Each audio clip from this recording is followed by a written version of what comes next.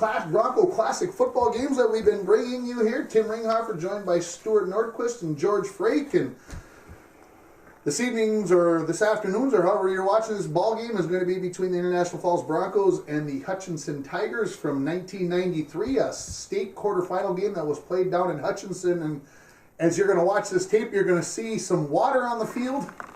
And it's only going to get wetter. You guys obviously were both at this game, Stuart and George. Just give us your thoughts about the weather from this night. Well, the weather was terrible. It was horizontal rain because the wind was really blowing. And it was cold, too. And it was cold. But Howard assured me when he was up in the booth that it was dry, and the people from Hutchinson brought him warm coffee or hot coffee. He said everything up there was fine. I told him, thanks a lot, Howard. That was really reassuring. You were sitting in the stands, George? I was with my son Robert. He was, I think, in the 6th grade at the time, and cousin Joey. And of course, I knew this team so very well. I'd had them both in 9th and 10th grade, and so I knew every one of these kids well. And this was one game I just certainly wasn't going to miss. You can possibly even hear the rain at times if we're not talking from the TV. That's how hard it's raining. The camera actually picks up how hard it's raining in this game. We left on Thursday. We stayed overnight in Brainerd. And when we were in Brainerd, of course, we went through the tapes again, how on our scouting report where certain people were located and what formations they were in, what play was coming out of this formation, and so forth. We were very fortunate in that Howard Levine and Bruce Schmidt, we went through this as either on a Monday or a Tuesday night, and we discovered this when we were writing down every player, where they played and what formation it was in. We started laughing. Then we lucked out. High School League required you to give 2 games to your opponent to look at. Well, Howard let it run a little bit longer, and here was the 3rd game because they had taped over on their VHS tapes. So you didn't use that one, did you? Well, we happened to look at it a little bit. I was just wondering. Anyway, what we thought we knew turned out to be the very same thing on his 3rd tape as well. So we felt very confident going into this game that we were going to shut them down. Well, let's watch this game as the Hutchinson Tigers, obviously in the black and gold, will be kicking off the home team to the Broncos here to start off this 1993 state quarterfinal game played in Hutchinson. Detroit Lakes was ranked 1, and they were ranked 2 in the state. That was going to be the big game. Yep.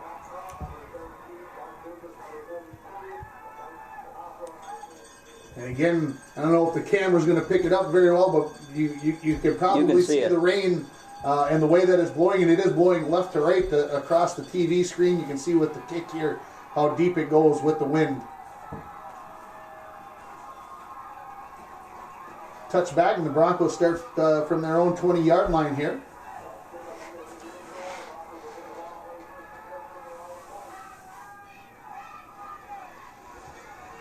Give you your starting lineups here in a second.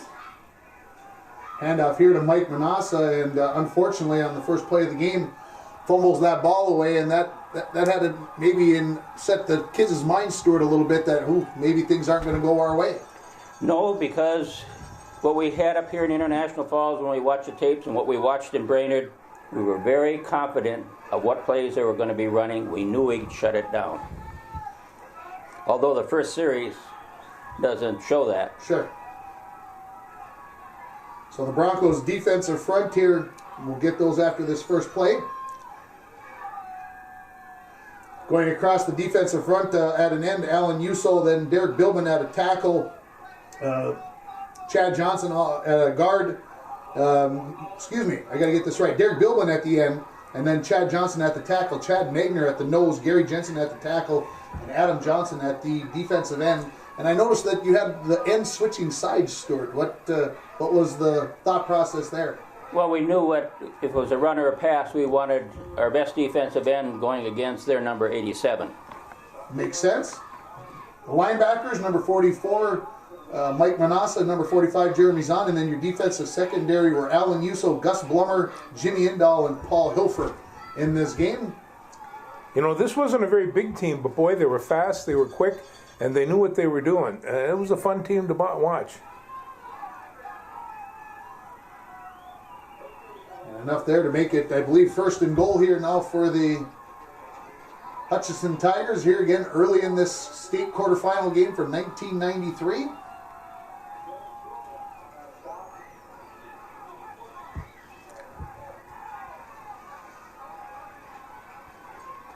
Came out with a lot of different formations, Hutchinson did. That didn't affect you guys at all, Stuart? No, because we were looking for one person in particular. Hilfer and Manasseh in on that tackle for the Broncos.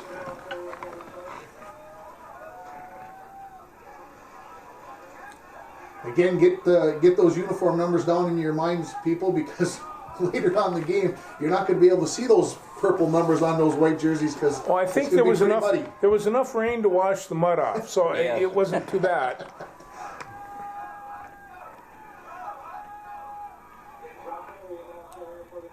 And the Hutchinson Tigers in for the score and make it 6-0 here on their first possession of the game.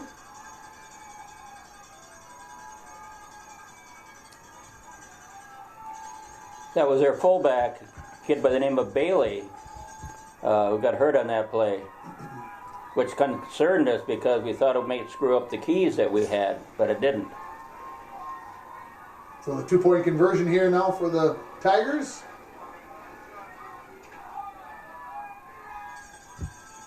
And the Tigers get in for the 2-point conversion. So 8-0 early in this quarterfinal game of the state tournament.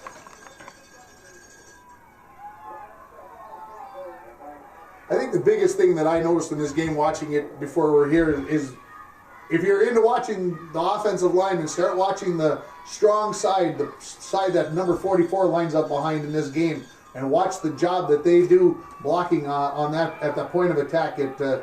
As the game goes on, it gets better and better. So the Broncos here start deep in their own territory, but they start moving the ball. As the game progresses, Chad Magner just takes over the center spot, and everybody else around him responded. And those were pretty good. There was a lot of D1, D2 athletes on there. One was a basketball player heading for some fancy school, but he wanted basketball to start at the end of this game.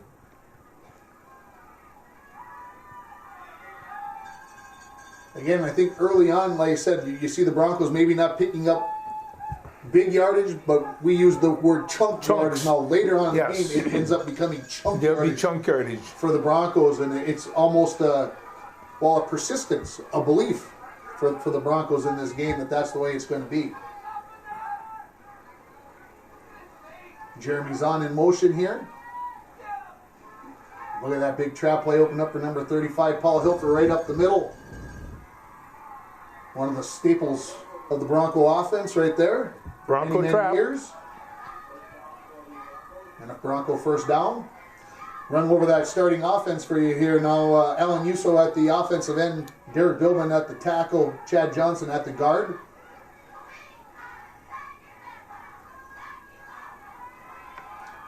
Manasseh finding some room here. And you mentioned, Stuart, that he had a broken hairline fracture in his thumb in this game. Well, he had it all season. Okay. And he played with this cast on, and that was fortunate for a lot of teams because had Mike had two good hands all the time, Yeah, he would have been very tough. I think that play bothered him. He had to come out for a game play. Must have snuck in, snuck out. Hilfer again up the middle on the trap. Chad Magner at the center.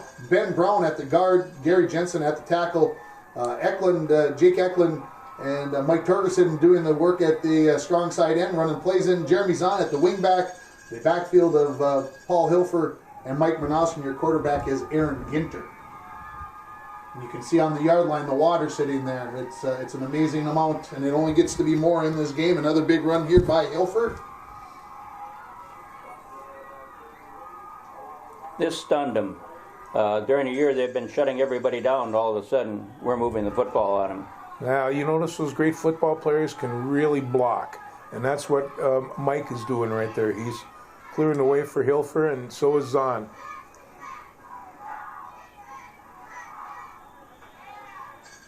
Have you been using the motion a lot during this season with Zahn from the wing position? No, we used the motion because we wanted their secondary to rotate in a certain way.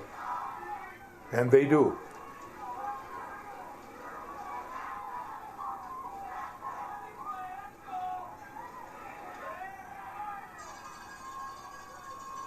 Kilfer slipped a little bit there, I think, on that trap play up the middle.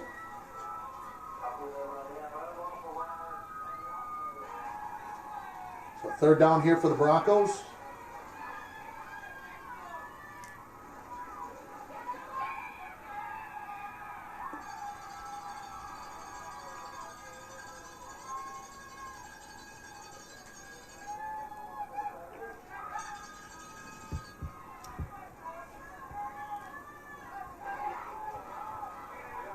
Yeah, somebody's got a bell up close to the camera.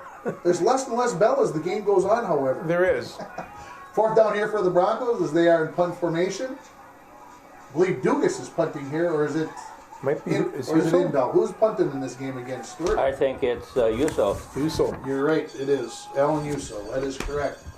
So again, into the wind there with the punt. So 8-0 at this point. Hutchinson leading in this ball game. Watch for number 9. Since you told me that, I've been following the whole game.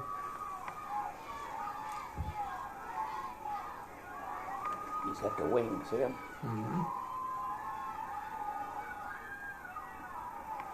Bronco's doing a good job of shutting that play off tackle down there. Well, and it's like the coach says, you watch number 9. He's the lead blocker on that, and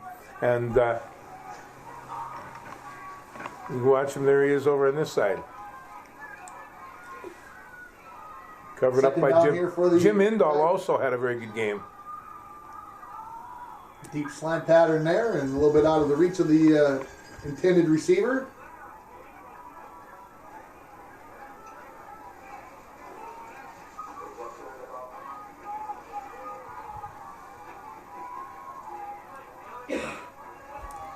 Third and long here now for the Tigers.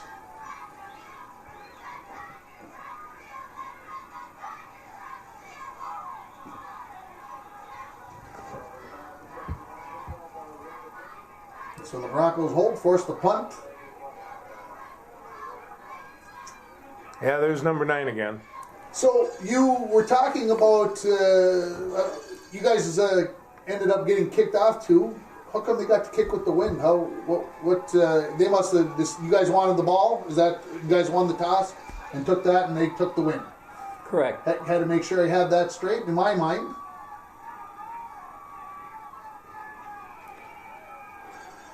So the Broncos will start deep inside their own territory here.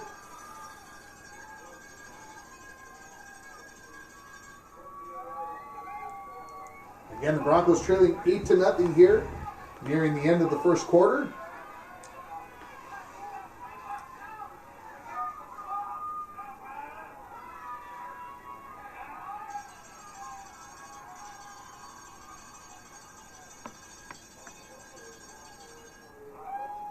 Kilfer finding the going tough up the middle.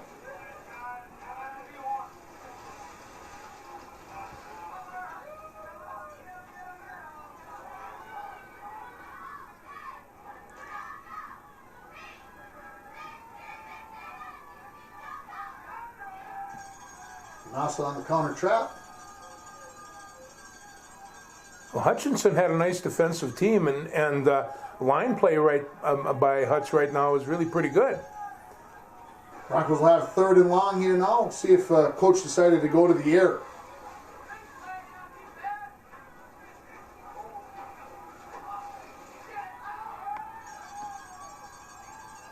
Kilfer off tackle.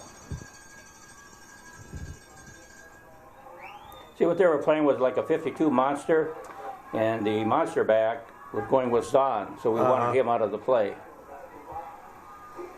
So punt for the Broncos here on their third series of the game. After a fumble and a couple of a punt, and now another punt here for the Broncos early in this game as they trail 8-0. Because the field was real soggy once the punt hit pretty well. And Stop. I think that is going to be the last punt by the Broncos throughout the evening. Well, let's see if the Broncos can get something turning in their favor here.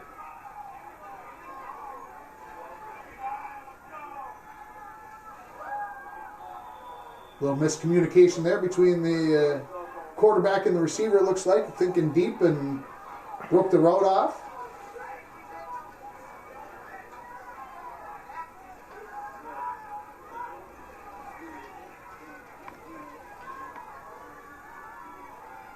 Second and 10 here for Hutch.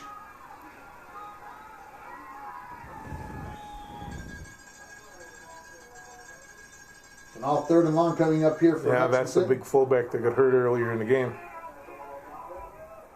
He was a chunk.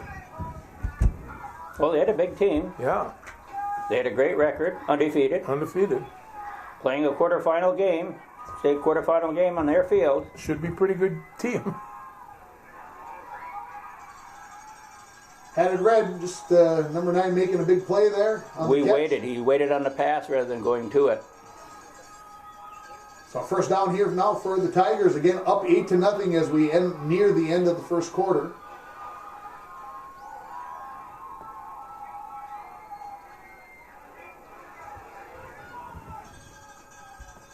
And it is the start of the second quarter, obviously.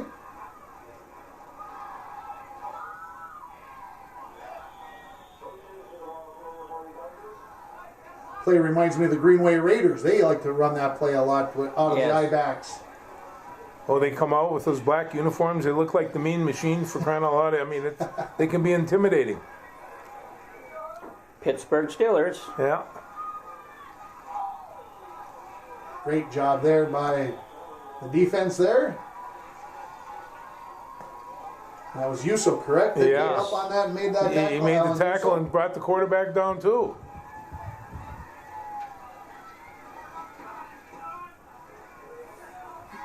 Alan's dad was co-captain of my senior football team, Henry.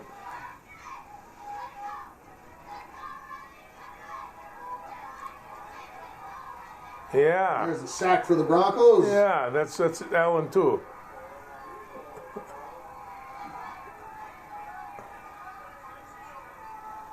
And now a fourth and long situation here for Hutchinson.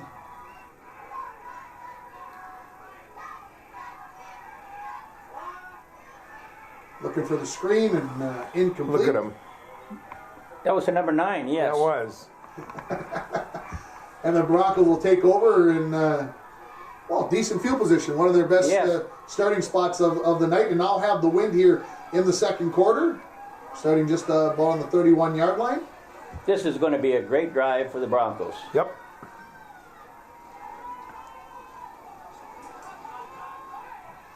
Here comes Manassa around the corner. Hit well out of bounds, no penalty. No. And a flag on the Broncos for holding, unfortunately.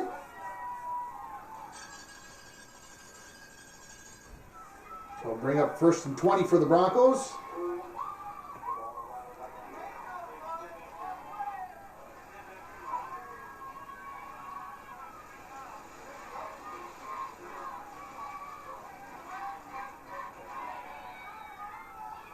Hilfer on the carry and gets back most of that yardage to bring up basically a second and 8 or 9 yards left.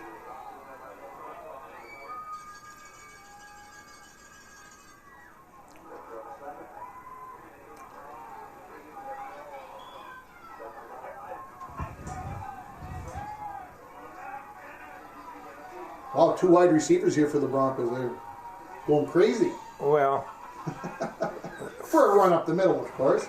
And here comes Hilfer. Nearly has enough for the first down, and I think he does. well, it's either going to be Hilfer or Manassa. They were the only two ball. Oh, I take that back. Ginner had a couple of sneaks, but there were no other rushers.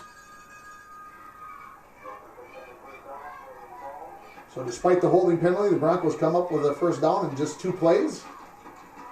Buck sweep, number 44, Mike Manassa.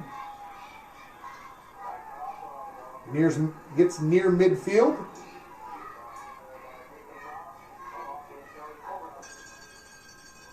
Well, Mike's that great back that he probably shouldn't be picking up any yards at all, and he picks up 3 or 4. It's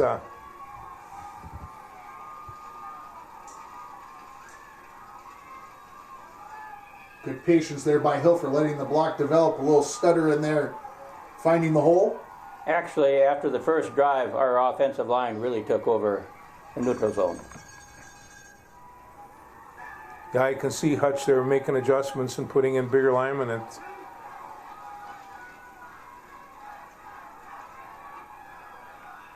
I like the little hurdle there from Mike as he comes through the line on that one. And now comes that chunk yardage we were discussing earlier. This is the chunk yardage. This is where the chunks are coming. Something teams weren't supposed to be able to do against Hutchinson. This is something we had trouble with, was this quarterback center exchange. Of course, the ball was very wet. The field was very wet. Second time the Broncos have put the ball on the ground. Fortunately, they get this one back. I think we may have 6 fumbles in this game. Lost 1. And lost only 1. So 3rd and about 3 yards here for the Broncos.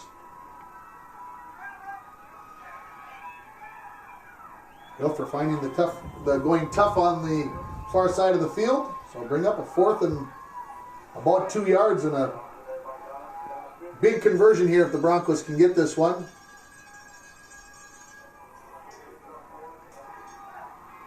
And here comes the box back.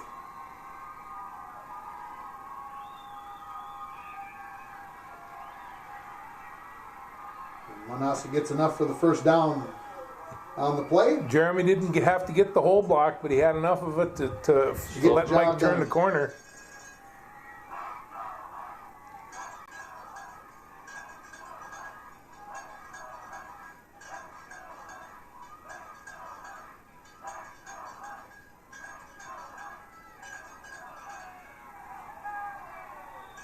Manassa getting a little ahead of his blocks there is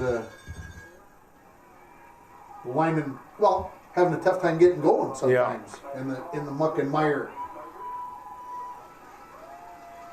Yeah, the field conditions did not improve as the game went on, that's for sure.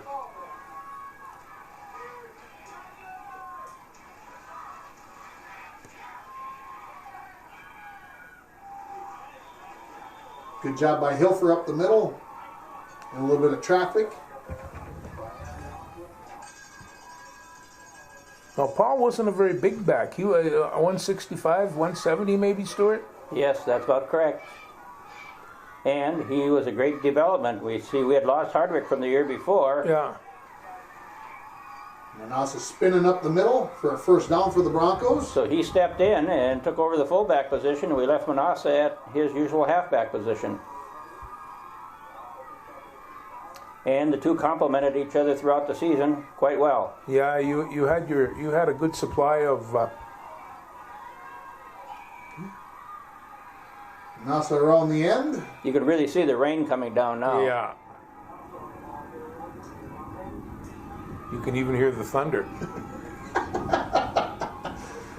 So the Broncos in scoring territory here.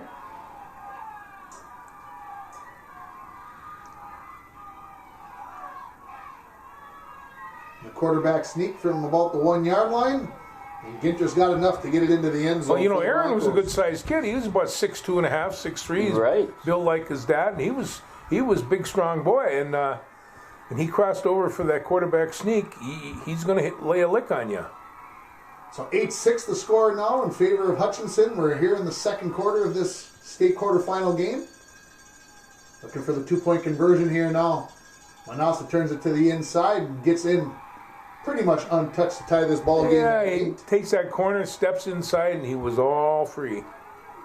Well, it seemed to me, Stuart, and correct me if I'm wrong on this, but it seemed like they were really thinking Mike was going to go to the outside. They were working to get to the outside, and when they ran that box play towards the camera earlier in this drive, Mike went to the outside and the guy was running to the outside. Here he saw it and cut it back to the inside. So was that something that you talked to him about, or you knew what this team? We knew they were doing that, and also remember our end has a read. If when he crossover steps and kicks the guy out, if the guy is going out, take him out to create a big hole so they can't cover it. And Mike could read that real well. So kick going out of bounds here. Now again tied at 8 in this state quarterfinal game, about halfway through the second quarter. Number 9.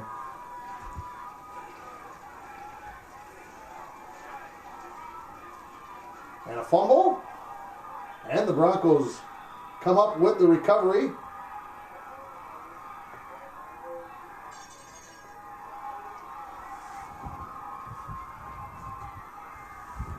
Gary Jensen, he had a real good game. Well, Jensen had a lot of real good games Yeah, he because did. Jensen was a real good football player. He was that.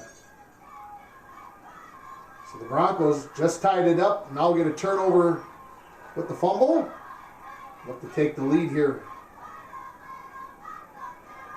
There you see. Look at the push on that side of the line. There is no line. They just shoved it right out.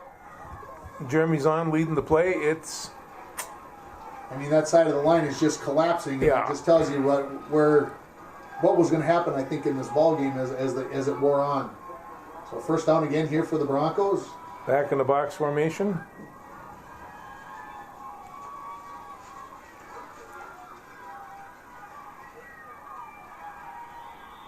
They run the trap up the middle. Yeah, and I think I'll say this: we don't have to let Coach even. He started to get a feel for the play call. Yes. Hutchinson was trying to stay one step ahead of him, and he was keeping one step ahead of them. They were thinking about what he was going to call out of a formation, and that isn't what necessarily was coming. So I think a good job there. Knowing that box had to confuse them at least for a while. That confused a lot of teams. Actually, they didn't have much respect. They thought it was a joke offense, but they found out it wasn't too big of a joke when you had to try to stop it. Oh, I've seen versions of it in college and all kinds of high school teams.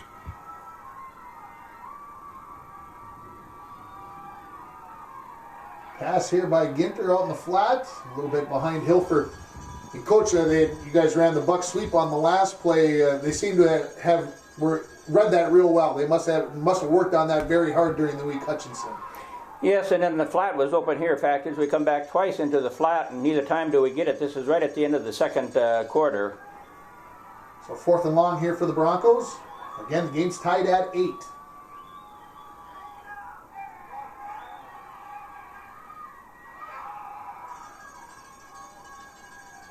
Yeah, he missed his buddy Mike on that one. So turnover here on downs by the Broncos.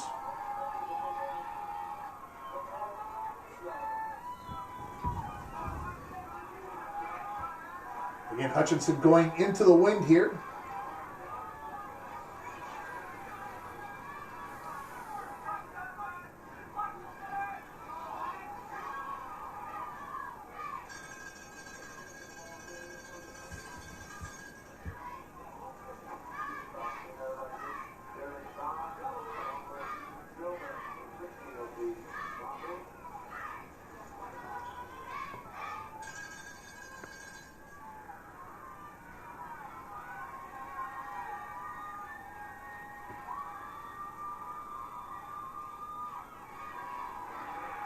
Uso again. Read his key very, very well. And a timeout here by the Broncos. Trying to preserve a little time. See if they can get one more on the scoreboard before halftime.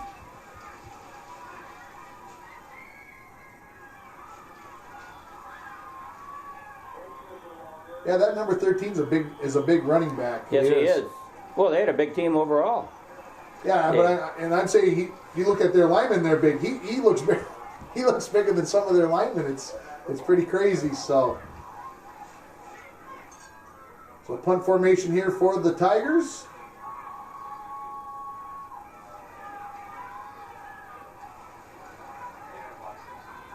This is Brendan Lampa. Brandon, what a guy. So the Broncos take over in Hutchinson territory.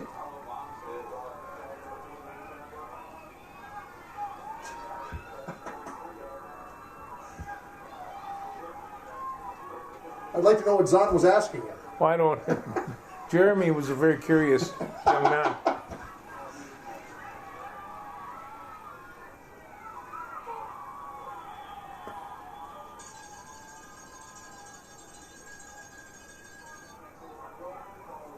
Yeah, Paul was looking for a little Late hit there. something. It was a late I hit, can't argue without a with question. That's why they call it home field.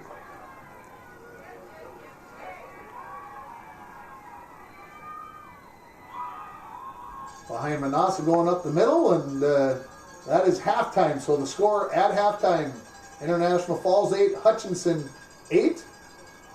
And the good buddies there discussing things.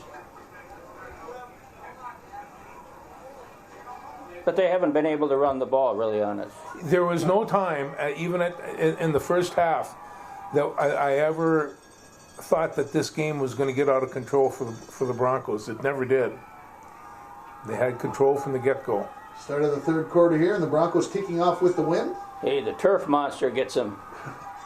Fortunately for the Broncos. Yeah, right. Could have been a little scary. The referee also having troubles on the far side, and you can see how during halftime the water accumulating on the field.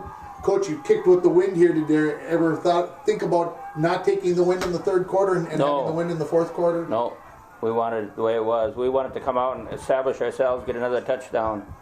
We wanted to let them know that we were here to beat them. Besides, with the running game, how much wind is a factor?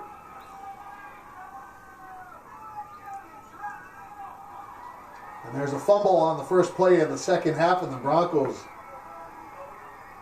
get a great opportunity here. Tied at 8 at the start of the third quarter. Second turnover by the Hutchinson Tigers.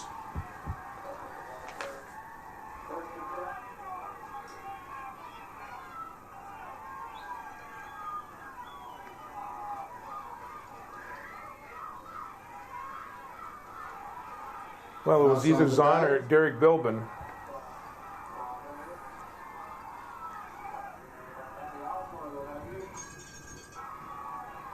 Second down and short here for the Broncos.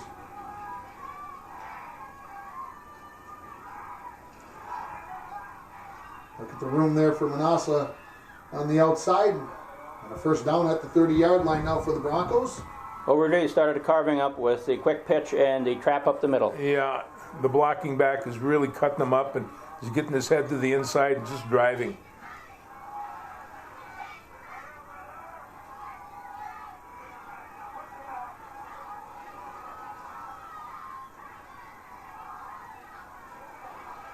Big run up the middle by Manassa for another first down.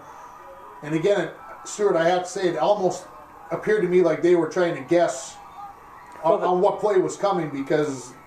Well, they were. You can kind of see that's why Ginter had long counts, so that they would get sets or offensive linemen knew who to block. First down inside the 20-yard line here for the Broncos.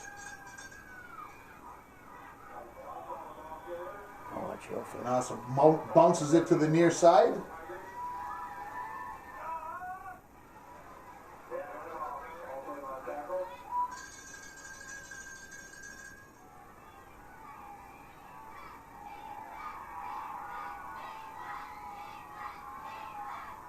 Trap up the middle for Hilfer, and he's in for the score. And the Broncos lead it by a score of 14-8 as they take that possession, their first possession of the second half, and gain the lead.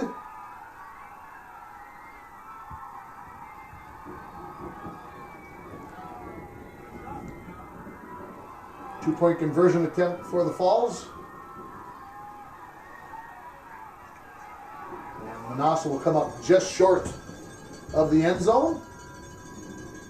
Went back to the same place, Stuart. Same side. Thought you had something there? Yes, we did. And later on, we will use it again. And you know my philosophy on that, Coach. If it's been working, keep going with it until they stop you several times. I've seen 5 or 6 quarterback sneaks in a row. I know that, Stuart.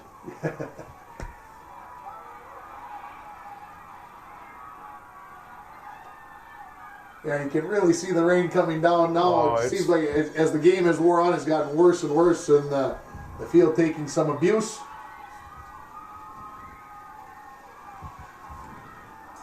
So the Broncos leading it 14-8.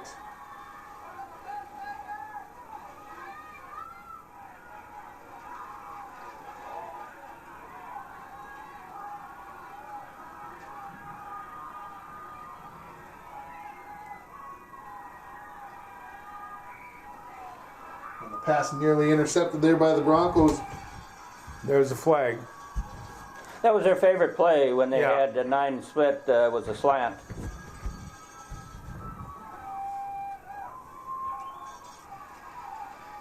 Penalty there on the Broncos.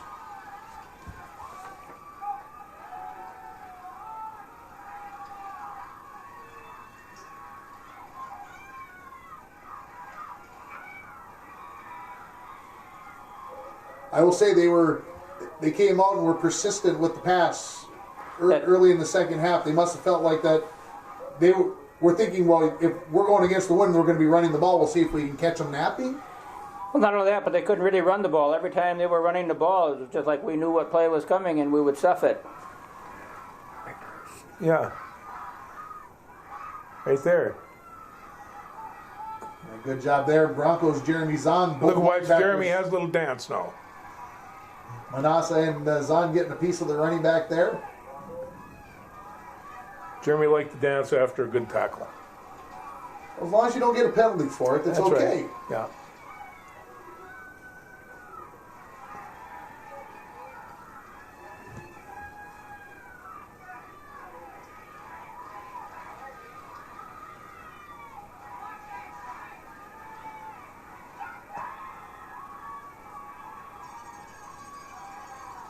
That was a nice play. I don't know why they didn't do that swing screen a little bit more. I mean, you want to shut down the hard rushing Bronco line. They just didn't go to the flats out there. Well, that was a screen. He was a tailback, number 13. Right.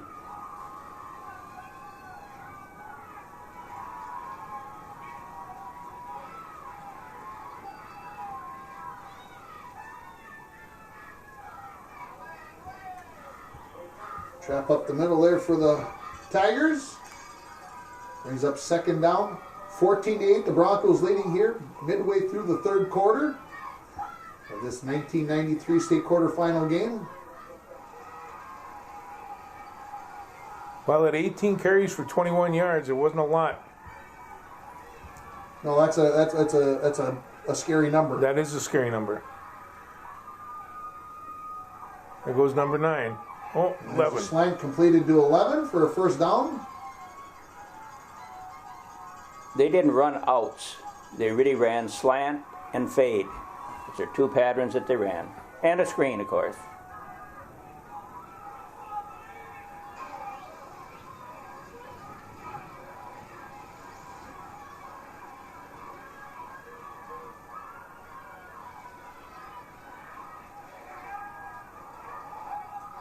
There's the fade, and Indall waiting back there for it.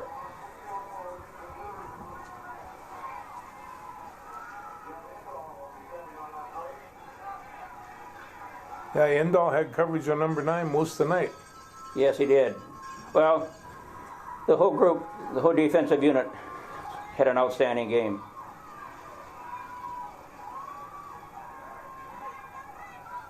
Try again with the reverse to 9. Here's number Nowhere 9. to go.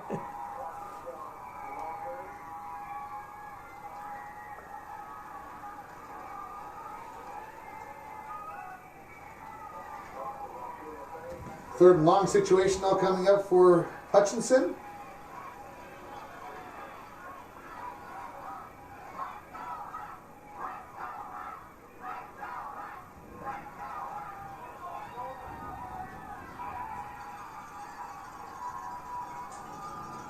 And a complete pass here for the Tigers down inside the 20-yard line.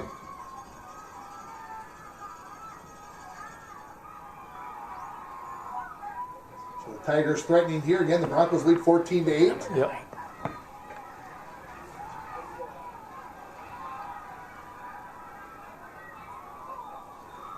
Quarterback a little sidearm pass there.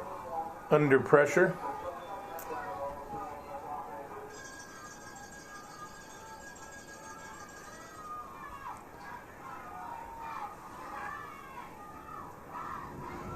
And the quarterback unable to handle that. Again, we've talked about it many times, Stuart. Rubber football versus a leather football. Well, I think rubber is far superior simply because it's more tacky.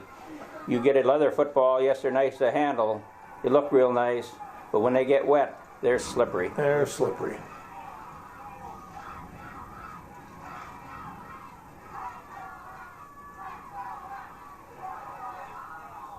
Another slant pattern there for the Tigers, incomplete.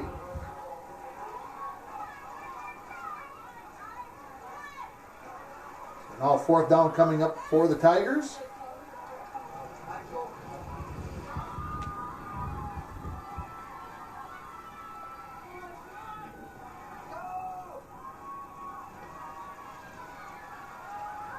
Pressure from behind him, just about getting there to get the sack, with the incomplete pass and the turnover on downs. Well, that was Bilbin in that situation when they had trips to the upper part of the screen.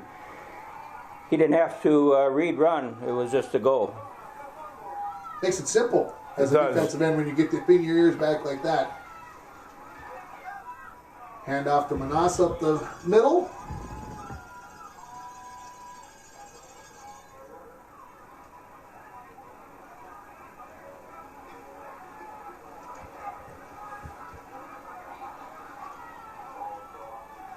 This is the time that I started watching the defensive linemen from Hutch on their knees. And Chad Magner coming up to the line with his hands on his hips, looking and asking him, "Any of you guys still want to play?" Yes, He Chad was tough. he just dominated. Big run there by Mike Manasa. First down for the Broncos. Cut back inside of that end. Mike had 207 yards on and 28 carries, so he had a full workload.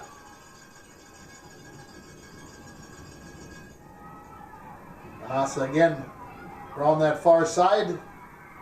Now what's really happening on this, our ends are doing a tremendous job. They're kicking the end out so wide that he can't make the play, and it leaves a gaping hole to the inside. And that's what we're running up into. Jake Eklund was the end on that one, number 80. Yeah, Jake Eklund. I don't know what, I think he might have been clipped. He was. He didn't like it either. No, he didn't. Broncos put the ball on the ground, but fortunately maintained possession.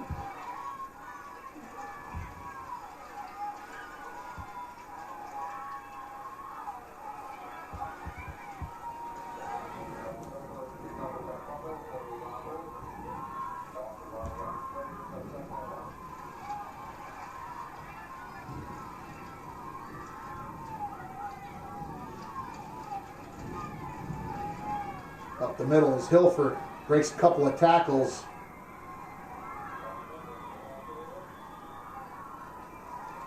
Jake Eklund, he liked playing this game.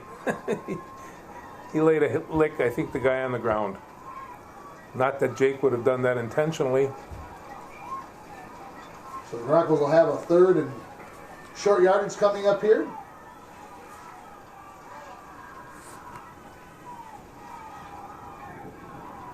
And Ginter gets enough over the near side on the quarterback sneak for a first down as we get close to the end of the third quarter.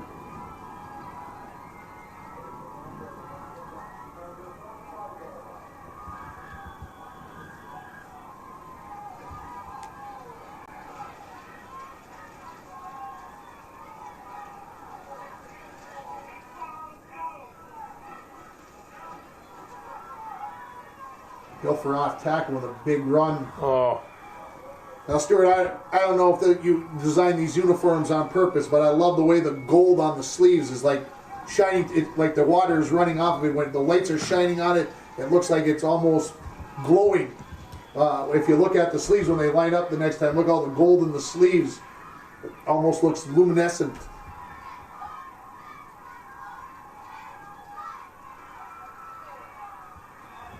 Manasa with the first down. Well, the offensive line right now is very, very confident. they're And just blowing out, yeah. myself as the play caller, I'm very confident that they can execute the plays even on this slippery field. Well, you've got such a good rhythm going right now. It's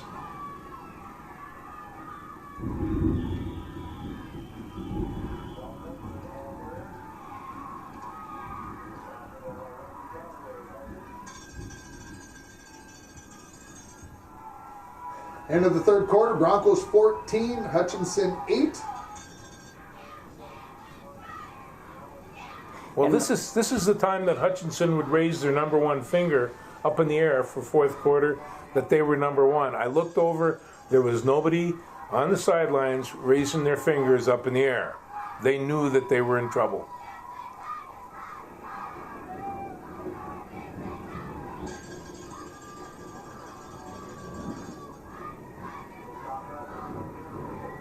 They're in about 6 yards coming up for the Broncos.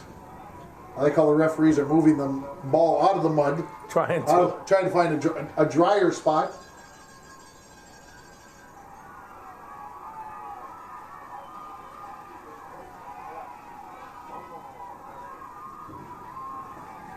Look at the pushback on that side. And there goes Manassa down the sideline and into the end zone to put the Broncos up 20-8. Now, George, watch this extra point PAT coming up.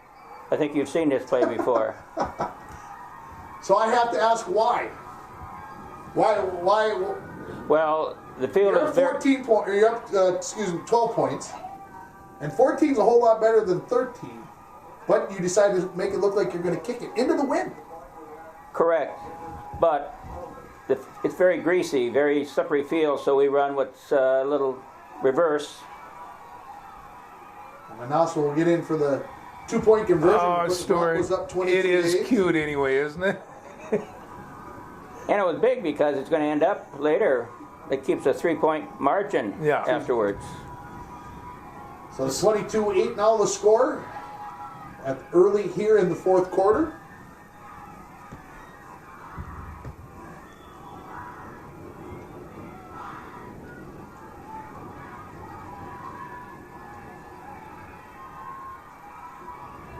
Fact is, their best play was a run back. Every time we kicked off, they had good run backs. Near midfield here for the Hutchinson Tigers again, with the Broncos up now 22-8. There's a little bit of bell ringing, but not much. 3 receivers to the near side.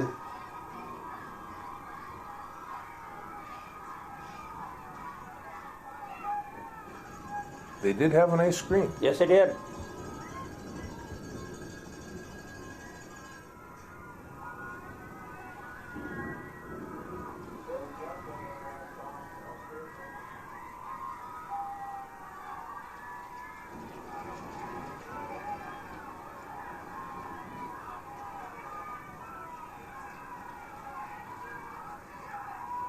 Ball's on the ground.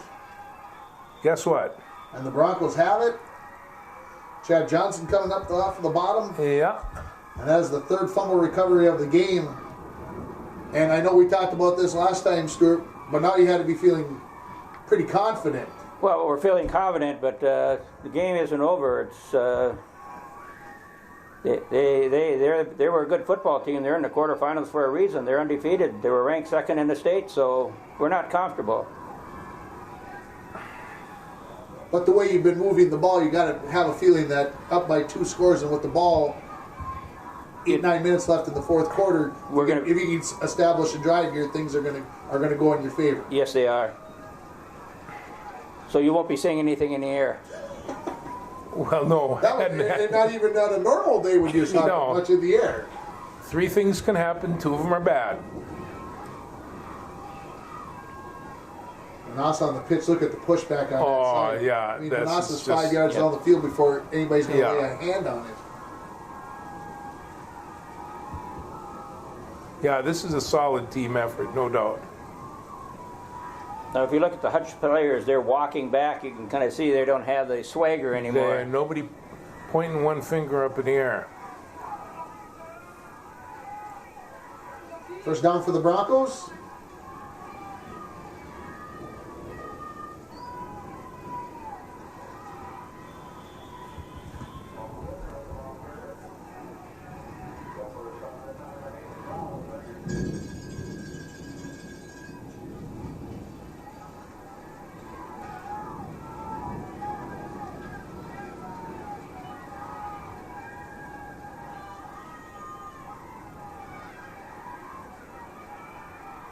Oh, Another big run nice by Mike lick. Manassa. We have to credit Magner and Ginter for a great ball exchange between the two on the quarterback center exchange. Yes, we dropped the ball a few times, but for the most part, they had good control. You had 57 plays from scrimmage in this game, so I think there was... Well, and Ginter was the kind of quarterback that you could have all kinds of confidence in. He had good hands. Two-year starter. Yeah. Had been in big games. Been in big games. Hilfer off tackle with a huge gain and another Bronco first down.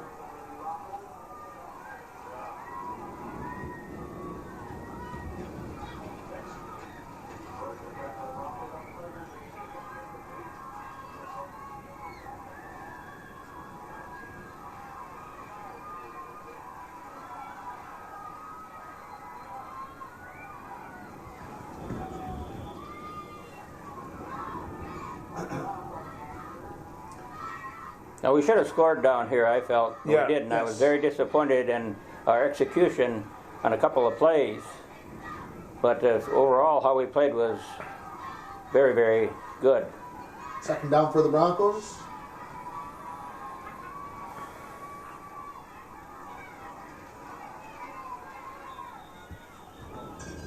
Hand off to Hilfer in case you can't read his number anymore, number 35.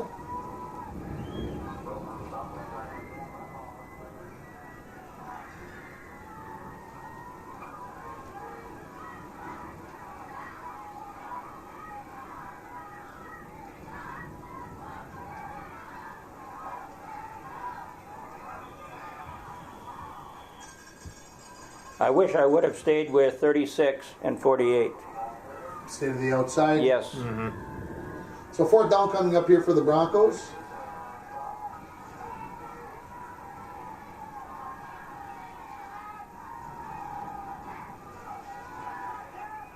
And they gambled.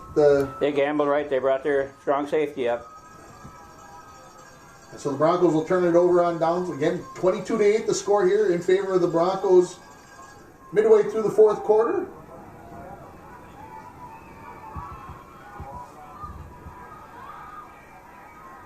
You know, when you're ahead like this, it can't rain hard enough. I'm starting to see some white uniforms out there, though. Adam Johnson just got in the game, and Well, good play there by the Broncos on the defense, recognizing the screen. I think one of the plays that Mike ran to the outside, I swear he was out of bounds, but the referee said, "I've had to keep that clock running. I've had enough of I'm this." cold and wet.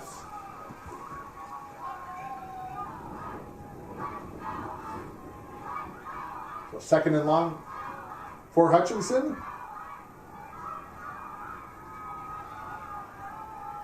Fade overthrown there. No, we really blew this next play. We knew it was coming. It was called from the sideline. We told him what play was coming. The kid made a double move, and it ends up being an 82-yard reception. Oh, It's like he remembered. it's not this one. It's the next play. That's the one he went to bed with that night. Yeah. And also running the fullback down from behind.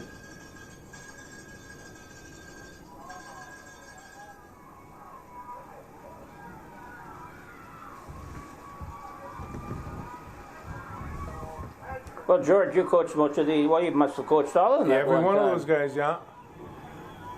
Yeah, as much fun as you could have coaching. So fourth and short here for the Tigers. And they get just enough for the first down. Yeah, I was able to coach them both as freshmen and sophomores. They went to 10th grade, and so did I. With Dwayne Johnson. You'll notice there was no running up the middle. As George pointed out, Magner was really tough in the middle. He really was hammering them at this time. Sack. Yeah. You know, Ringer, it almost looks like sometimes we knew the play. Almost. Just like, Zahn with that sack.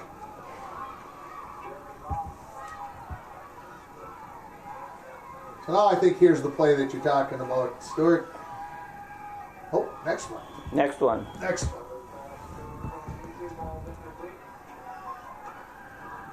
So Third and long coming up here for Hutchinson inside their own 20-yard line. See, we had established they couldn't run the football, so now we know they're committed to the pass. The guy at the top of the screen is going to go 82 yards in a reception.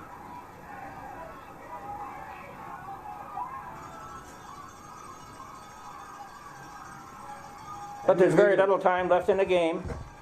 You're going to make the score 22-14.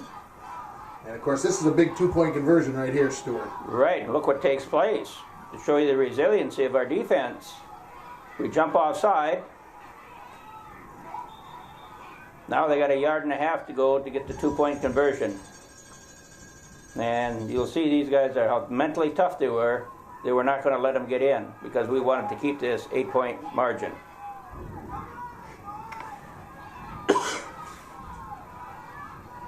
Oh yeah, anything can happen at this point in the game if they're only up by 8. No good. 22-14 the score.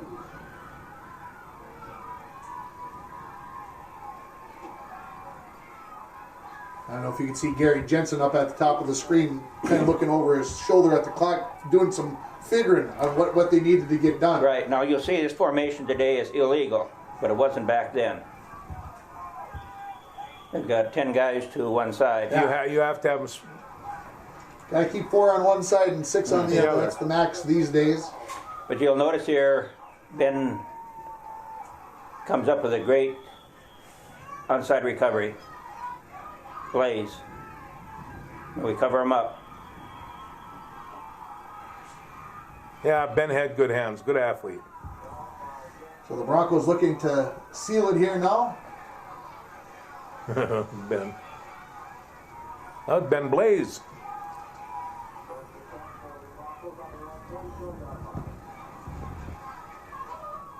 So now we know it's in the hands of Ginter. Just run the clock out. But we do have to get a first down.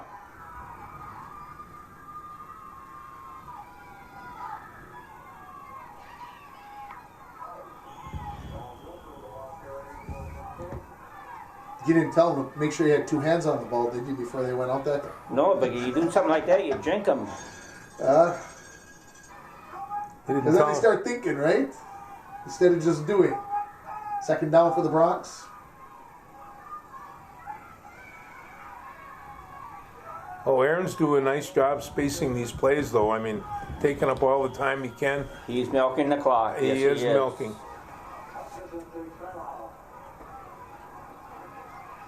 Another timeout here by Hutchinson.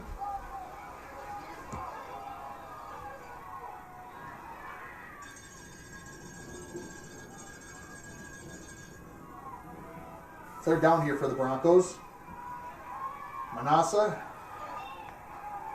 is going to get enough for a first down. They fumbled. Oh, come on. Ben Brown, ever the gentleman, right? Yeah. He's a nice guy. Go hand that ball to the official. Yeah, a neighborhood boy, you know. And the Broncos did get the first down, and now the victory formation, and let the smiles begin, right, Coach? That is correct. It was a great victory.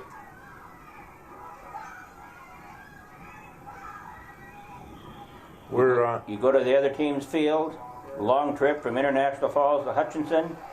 We wanted to play in the afternoon. They refused to do so because we would like to have gotten back.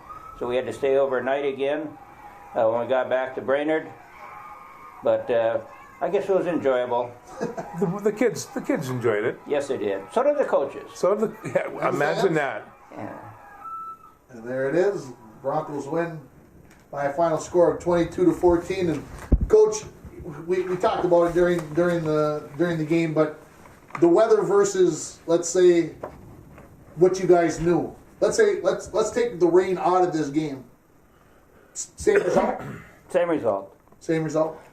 Except maybe we would have done better down there. We should have had 28, and they wouldn't have had that one last one. Actually, this score could have been 28-8. We dominated them. Yeah, they couldn't believe it. I think you look at the statistics of it, and George mentioned this earlier, they only ran the ball 18 times. They were probably known as a big running team for just 21 yards in the game. They threw the ball 19 times, completed 7 for a 166, and half of that was in one play. So they had 187 yards on 37 plays. You look at the Broncos, 0 for 4 passing, but 53 carries for 330 yards, and kind of told the tale of the tape. Manassa, 28 for 207 and a touchdown. Hilford, 22 for 119 and a touchdown. And Ginter, 3 for 4 yards and a touchdown as well. It was a true Bronco game. Yes, it was. In fact, Bruce Schmidt stayed down there because his family's in the area, so he stayed. And then the next day they had, like you have at Hardy's many times, you had the talk show.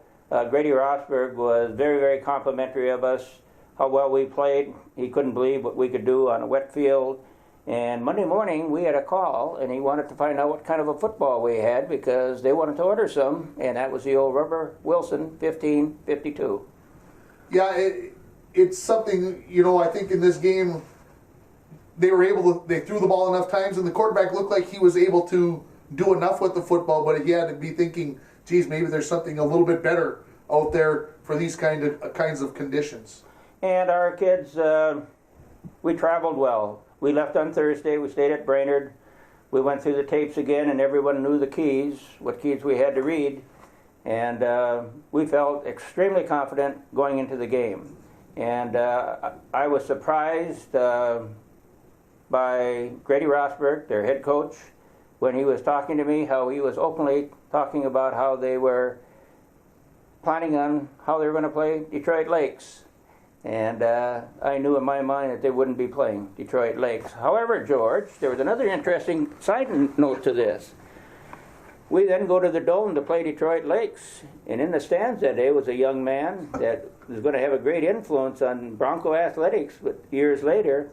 But he watched the game of Detroit Lakes, and he played his football at Mesabi Community College, then became a manager at the University of Minnesota, and then came to International Falls, and he's sitting right around us here. Yeah. Tim Ringhofer. I was at that game with Detroit Lakes, and it was a very close game at halftime, and unfortunately for the Broncos, unable to make it to the state championship game that day. But talk about the experience of getting to go play at the Dome with the kids, Stuart. Well, that was a great feeling, and we went down there early again because we wanted to get the kids in the Dome, because it's much different than playing on an outdoor field. To get in the Dome, everyone's looking around and the rafters and so forth, but the game's going to take place on the field. And Detroit Lakes, I think they were back-to-back champions in the state, and they had a very good quarterback. And one thing that we did, we took them out of the game, and they put in their second-team quarterback, who was a halfback, and doggone it, he ran all over the place. He ran all over the place, Yeah. So us knocking him out probably wasn't a good move, but our kid played well. It was a great season. I think we finished with a record of 11-2, and it's in history right now. I think it's the second best number of games that's ever been won in a season. Let's talk a little bit about the season before this game. This was a state quarterfinal game. Talk a little bit about the section championship game and who you beat and everything, because I know I'd have to look it up, but I know you have it completely memorized. Well, the section championship game was tightly contested. Fact is, during the year that our one loss was to Hermantown. They had beat us up here 15-20, and we went down there, and the championship game ended up 31-28. It was a tight game. They had a heck of a team too, Yeah. and we felt that we had teams that were as good. And of course, because I know I talked to Bob Bateman on this, they played a team from South Dakota at Williams Arena, and he said the people in the cities and people to the south there, I always figured we were from Hicks from the Sticks. I said, Bob, I got news for you. It hasn't changed a lot. No, it hasn't. And that's exactly right. No, and I know a lot of the guys down that live in the valley, and they were so shocked that not only that the Broncos went down there, but I mean they went into the Monsters' home, ripped up their castle in the storm, and I mean Rosberg was a real favorite. Just all the other coaches liked him. He was a real champion. And they first said, "You guys cheated. Why? You got rubber footballs I says, yeah, are they legal? Yes, they are legal. Look it up. And but they were so surprised that, of course, we fumble 6 times and only lose 1. The football gods were with us that night, and it's. Yes, they were, and the rain. The fact is, that's one thing about Bronco football team. Bad weather really doesn't bother us. No, rain no. Now, if we were a team built on passing, it might be different, but we're a team built on running. And we don't slip because we teach, you take a short first step, you take a long first step, you're going to slip. Boy, isn't that the truth.